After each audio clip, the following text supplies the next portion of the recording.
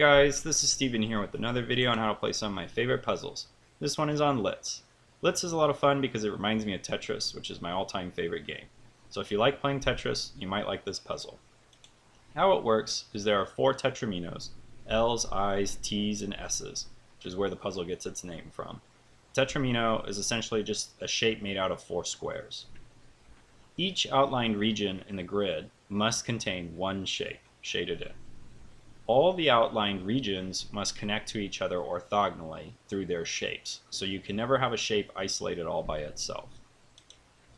There may never be a 2x2 area shaded in, so if you are familiar with Tetris, you'll notice that the square tetramino is missing, and that's because if you were to have this in this puzzle, it would make it a little bit easier. So they've removed that shape to make it tougher on you, in saying that you can never have a 2x2 area shaded in.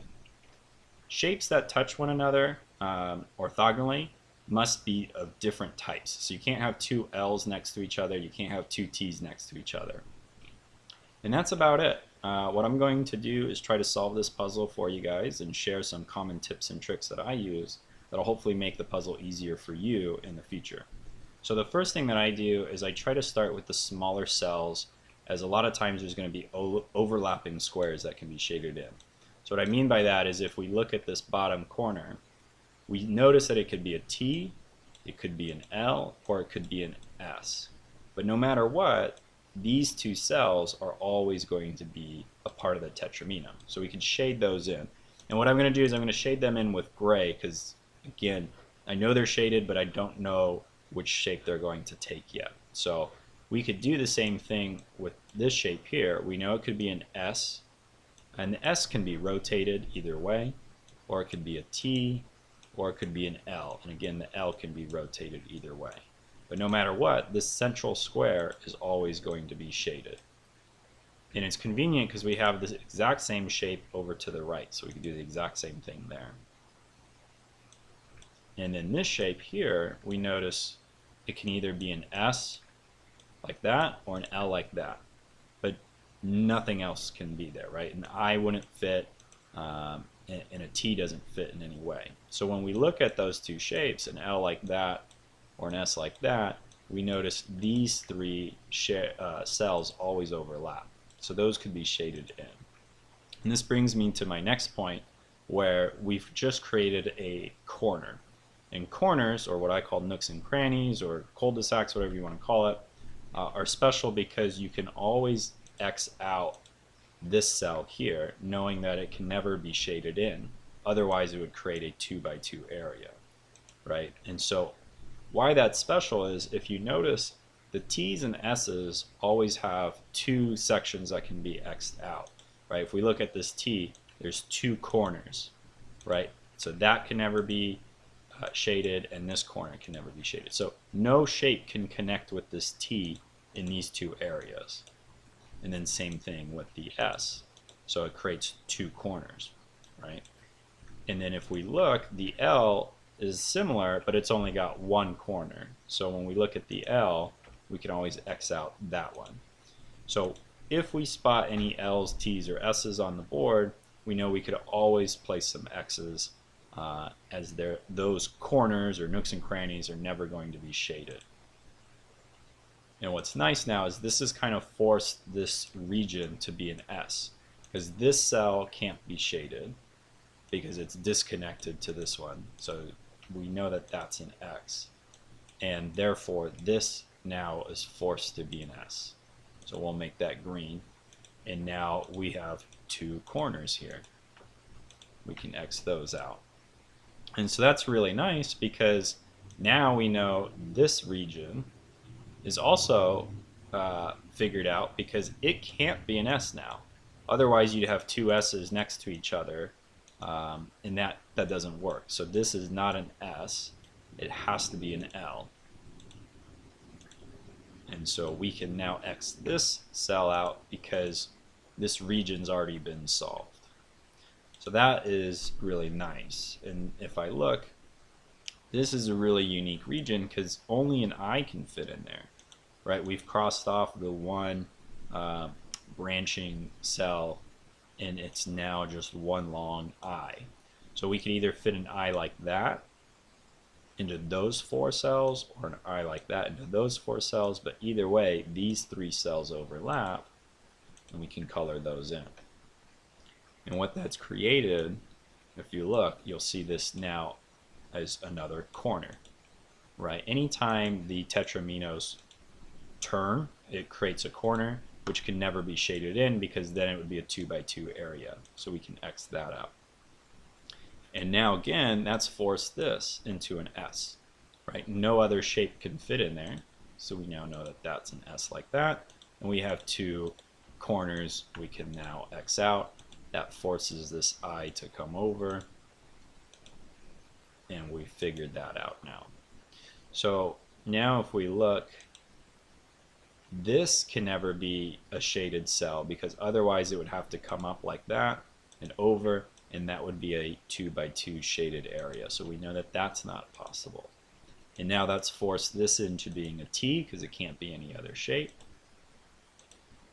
And 2 more nook and crannies or corners, whatever you want to call them, we can X out. So that brings me to my next point, which I want to share, is that all shapes have to have a way out or an escape path or a way to connect. And you can notice what we've created is these 2 shapes are a bit isolated. They're not connected over here, right? These areas are shaded, so you can't connect diagonally, right? Same thing here. You can't connect diagonally. I can't connect to this region here because I've already X'd out the 2 connection points. I can't connect directly here because that would be diagonally, and therefore I have to come up, right? I have to connect to this region, this region here, and therefore I know the only connection point is right there. And then we can count 3 more cells have to be connected to this one gray cell, right? Because every shape has 4 squares, and there's our 4 right there. That creates an L. There's nothing else that fits in there. So that's nice and handy because that completes this region now. And so everything else in that region we can X out. And it creates a nice little corner, right? Another corner for the L, so we can X that out. And again, we have to create an escape path. So there's only one way it can connect, right? It can't connect up here. So it has to connect this way. And this cell has to be connected to 3 others. So it can go up like this and create a T, or it can create an I, but it can never touch these cells up here. That would be too many shapes or too many cells. That would create a pentamino, or 5 or 6, and we can only do 4. So it's either going to be a T or an I, but either way we know these 2 are going to be shaded in. Well, let's make it the same gray. There we go. And so that's really helpful.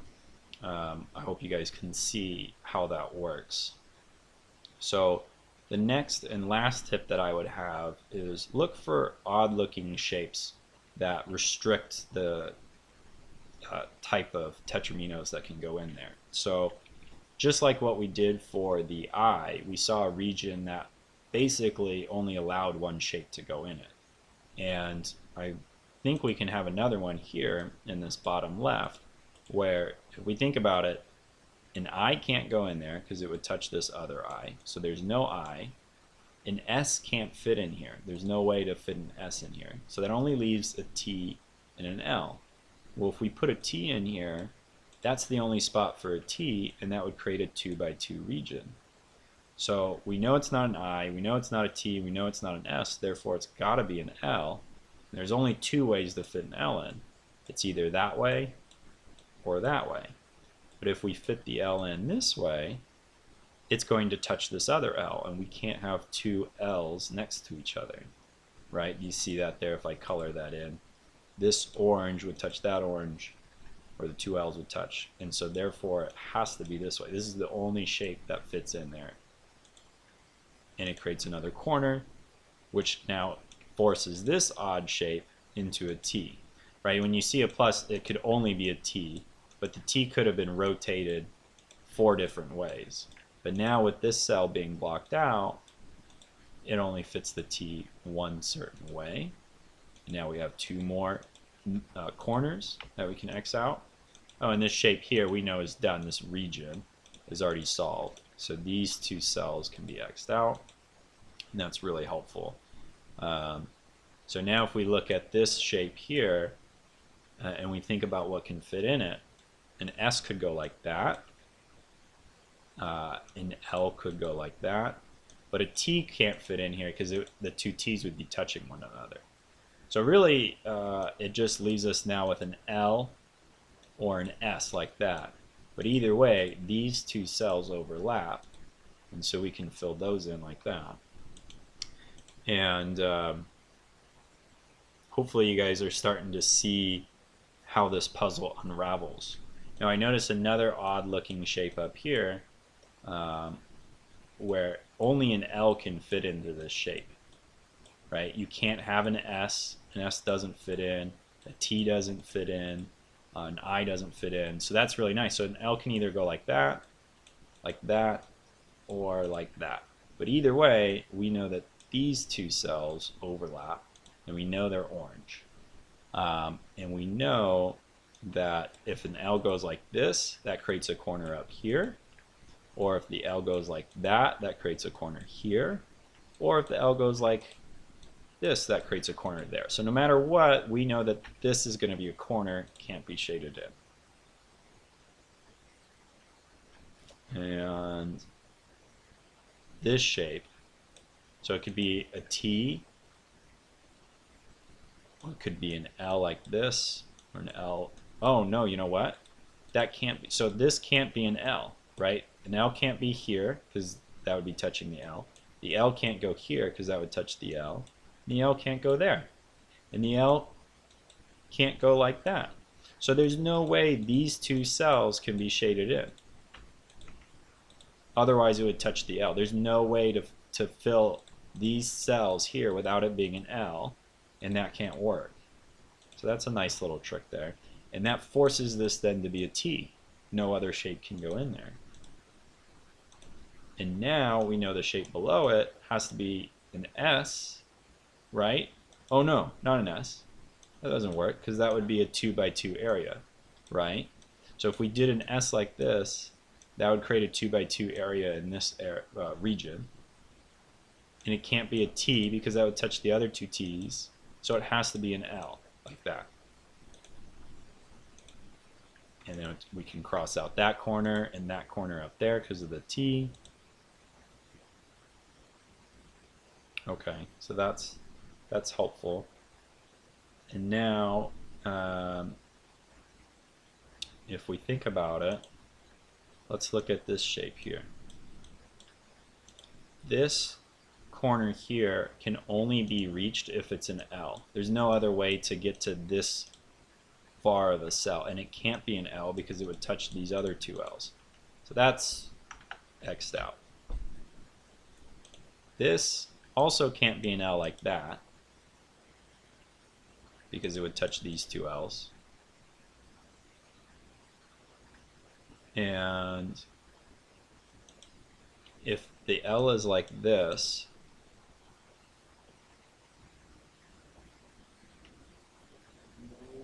could that work?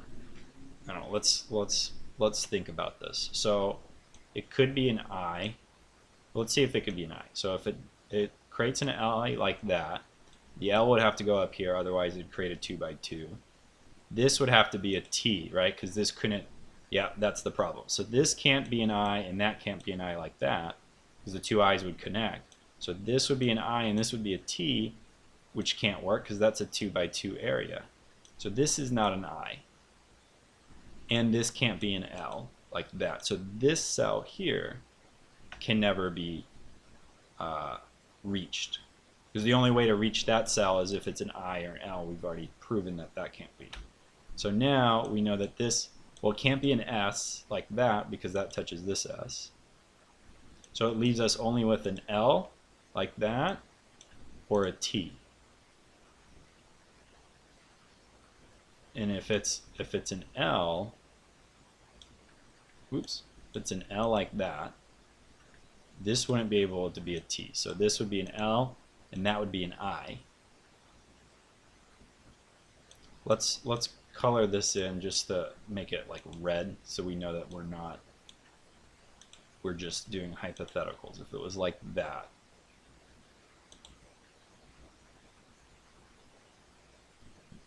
this could not connect up here because, so it couldn't be an L like that.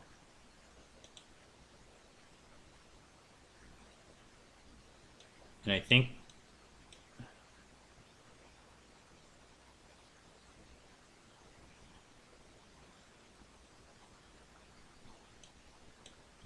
could it be, so this would have to connect, so you could see this is connected to that, and it has to connect up here, so then this would have to be an L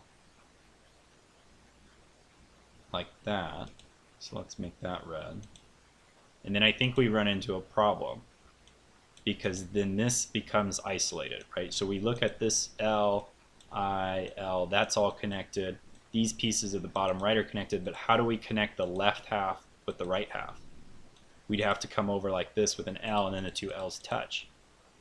And you can't have that. That'd be the only way to connect.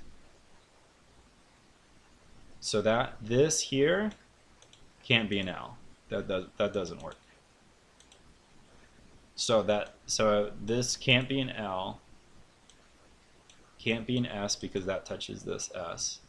So let's try a T. So let's see if we put in a T. Let's say red. Now this can't be a T. This would be an I, right, like that. It would then have to connect here, and only an L would fit there. And then the L can go here and fits, and then it fits into something like this, like say an S. I think that does it. So let's back that up. Let's make this a T. This was an I, and this has to connect here, right? So the problem again is the way it connects. You have to make sure that there's always a connection. So that could be an L. Now this can't be an L like that, so this can't connect there. This piece connects to the T. So it could either be, well, now it can't be an L like that because that would create a 2 by 2 area there, and it would connect to this L. So this is not shaded. So I think it's like that. And now we just have this region, and this could connect like that as an S, because it can't be a T, it would connect to this T. Can't be an L, because then the L's would connect. So that has to be an S, just like that. And I think we've solved it. So all the regions are shaded, and all the regions are connected. If you follow my mouse here, right, all of these pieces are connected to one another. There's no pieces that are stranded. You continue to go through, and then this bottom corner, yep. So all the pieces are there, and that's it. That's how you do a LITS puzzle. I think it's a lot of fun. I enjoy it. Again, reminds me a lot of Tetris. It's kind of got the music going in my head while I play it. And it's a lot of fun. Give it a shot. If you like this video, give me a thumbs up, and subscribe for more in the future. Thanks, everyone. Have a good day.